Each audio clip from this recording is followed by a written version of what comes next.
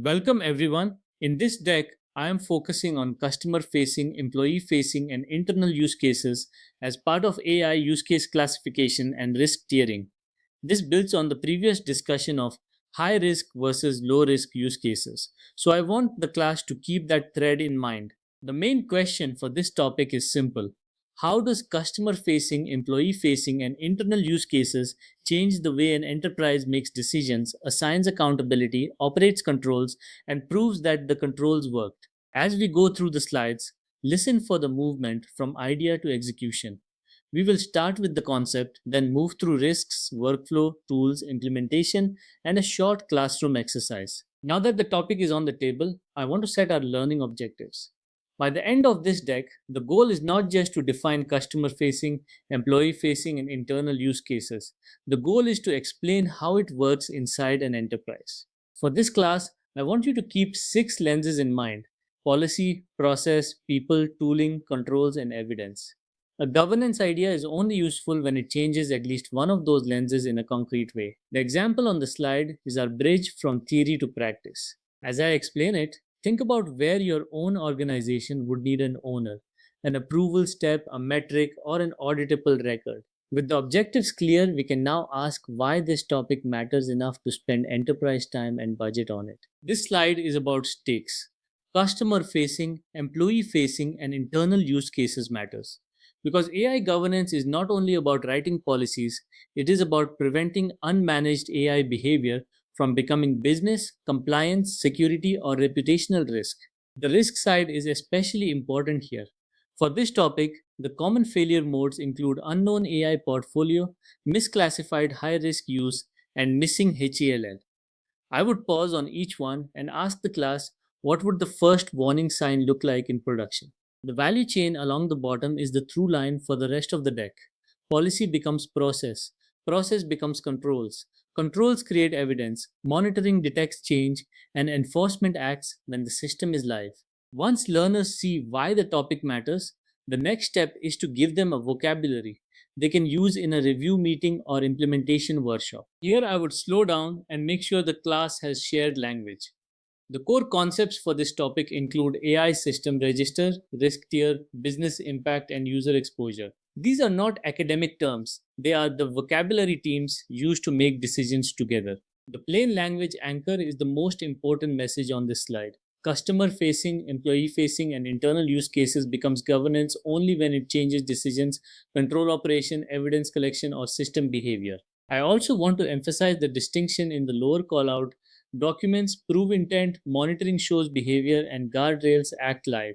Those three layers work together, but they are not interchangeable. Now that we have the vocabulary, we can turn it into a risk conversation. Where does this topic break down when the enterprise does not operationalize it? This is where the discussion becomes more concrete.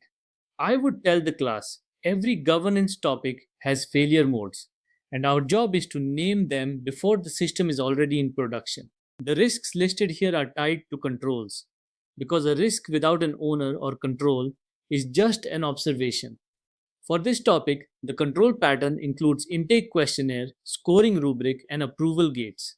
A useful classroom prompt is: if this failure happened next quarter, who would notice it, what evidence would prove it, and what decision would the organization make next? The big takeaway is that principles must become owned, measured, evidenced, and enforceable controls. That sets up the workflow on the next slide. This slide gives learners an operating pattern. I would walk left to right through the life cycle: register, score, tier, gate, approve, and reassess.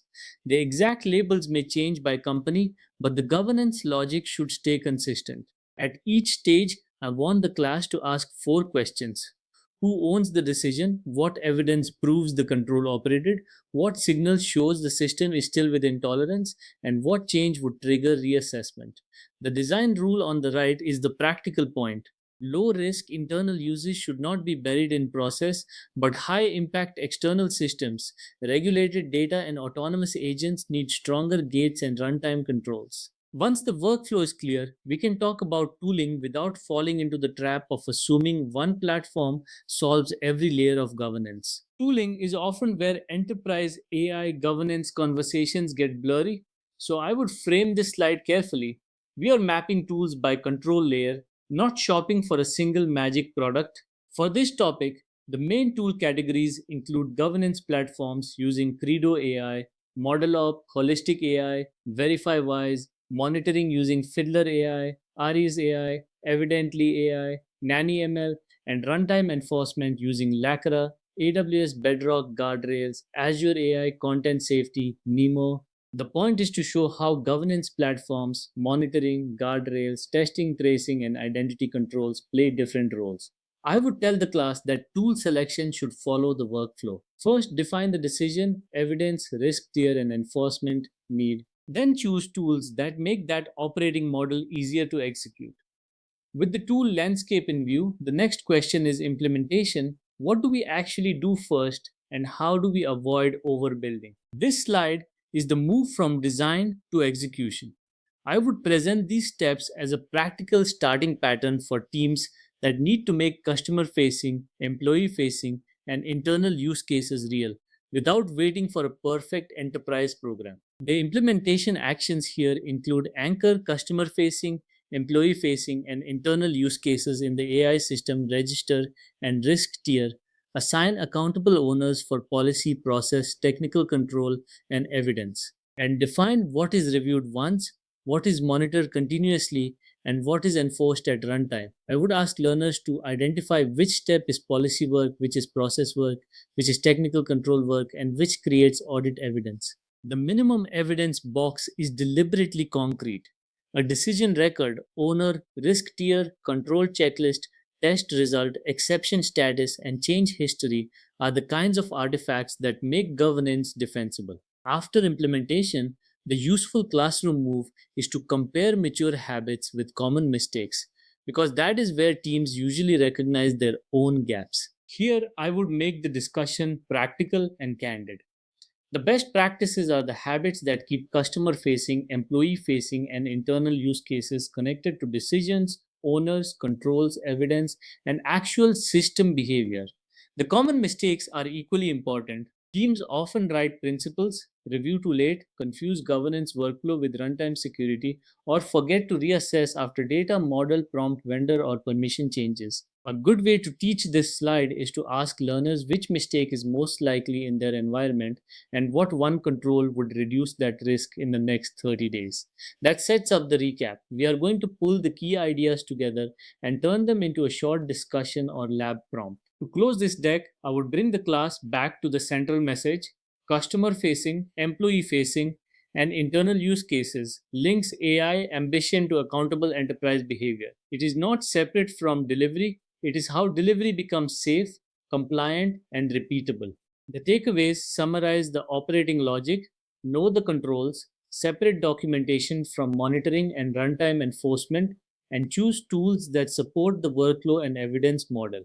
For the exercise, I would have learners choose one AI use case and walk through intake, risk tiering, controls, monitoring, runtime enforcement, and audit evidence.